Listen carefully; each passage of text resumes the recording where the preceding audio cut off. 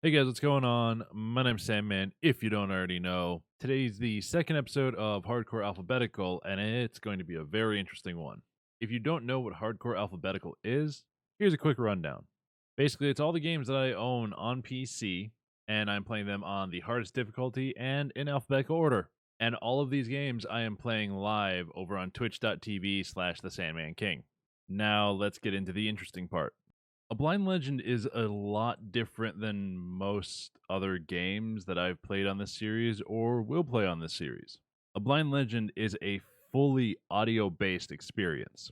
During the game, there is no visual gameplay. Everything is based on directional audio. The story of the game is that you are a knight whose wife has been kidnapped by the evil king and you must go rescue her. The twist of it is that the famous knight you're playing is fully blind. You're guided by your daughter through very treacherous terrain while having to fight off other knights, marauders, and a few other evil things. The setups for the mechanics of the game are rather simple. Within the game, movement is fairly easy. You have your daughter call out which direction she's in and head for her voice. Simple as that. Wander too far in one direction and get caught by the knights or fall off a cliff or something of that sort, and then you'll have to restart the level. The combat and fighting in A Blind Legend is just as simple. Listen for when the enemy is about to attack, and once they're giving a loud grunt, like they're swinging their sword forward, you can bash them with your shield to get in multiple hits, or just slash them to get in one hit. That's about as complex a system as this game has. Now, I want to do something a little bit different than I did with a game of dwarves. And I want to have a how was this game pulled off theory session, if you will. So, how I think this game was done. There are two techniques that I can think of for how this game was done.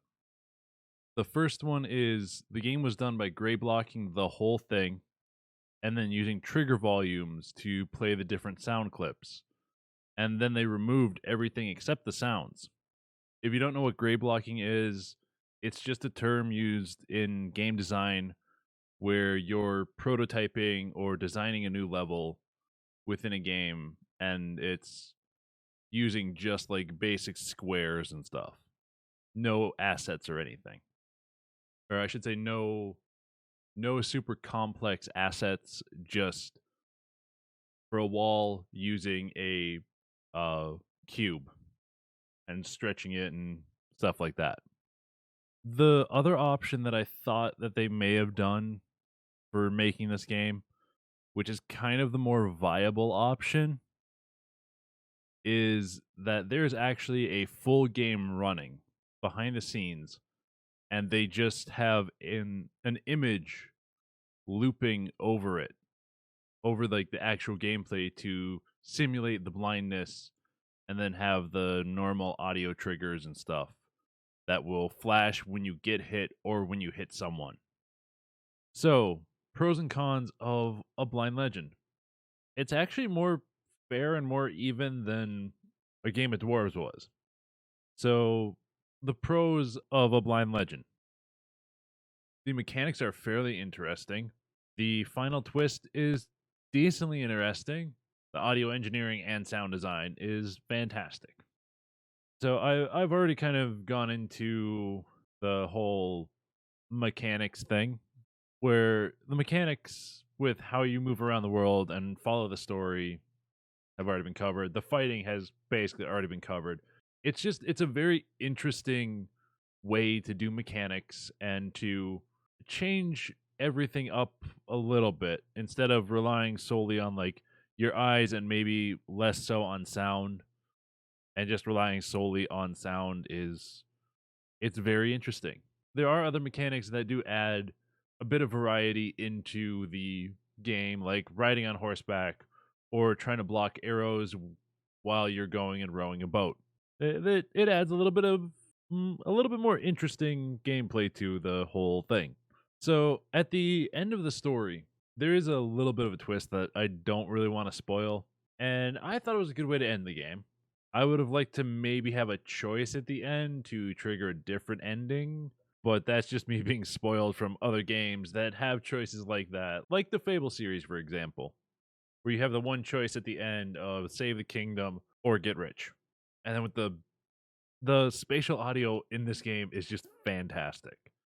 You feel like you are able to hear everything around, and you can normally tell what direction it's in, where something's going, and stuff like that. It's a fantastic thing of engineering, of sound engineering and sound design. Even when your daughter is shouting from the distance, and if she doesn't say like how much you need to turn, or gives the vague examples like she always does, like they have it made so she does, you can just tell by the sound of her voice where she is in relation to you. Let's get into the cons now. So the cons of this game are they're mostly nitpicky things for me, and it's the story is your usual fantasy affair. The commands don't always play or are very clear, and being close to your daughter doesn't always trigger her to move to the next point. Start off with the story. The story is your usual fantasy medieval fare. Person close to protagonist gets taken away, and now they need to rescue or get revenge. It's pretty standard with a little bit of fantasy thrown in when it comes to like the different levels, like the drylands or the swamps or the wastelands. The writing isn't horrible, but it's got a little bit of cringe in there. That's especially when the girl shouts and you're supposed to be sneaky. For the commands, in some levels, if you go too fast, the commands it's normally commands with slowing down or sometimes speeding up that they don't play and you'll get caught by the guards and lose right away. Or it doesn't go and tell you, hey, don't step to the right or don't step to the left when you've already done it and you're basically dying. And when stuff like this happens, it throws you straight back to the beginning because you've lost right away and you have to go through the whole level again, which kind of leads into the worst part of the game for me. It's the fact that there are no checkpoints throughout the levels. It's only at the beginning of the level that you have a checkpoint. So, for example, let's take the city level or the market rooftop chase level or market rooftops back alleys level. So, at the beginning of it, there's a little cutscene that's not skippable. Then you have to follow the girl through the market. Then you have to fight and beat some guards. Then you have to sneak slash run through the side streets of the city if you get caught because the command doesn't stop or run didn't play or you didn't go fast enough. You have to start all the way back at the beginning, sit through the whole opening talking scene, then go back through the whole market, then go back through the whole fight, and it just it it will quickly wear on you because for me it was half the time I didn't know what was going on, why I kept getting caught. I never heard the we have to go faster or slow down. It never played for me. So I probably died there about 20 to 30 times over about 4 different streams because I got mad at it. And the super nitpicky thing for me is if you're close but not looking directly at where your daughter's supposed to be, the next section of her running away won't trigger. Or if you run past her, it won't just trigger automatically as you get close. You have to actually turn around, look at her, and hit space and try and figure out where she is to turn left, turn right, turn around, and try and find where she is, and then walk towards her. But when she says you're close, you're close, you're close, it doesn't go and trigger, which it's kind of stupid in my opinion.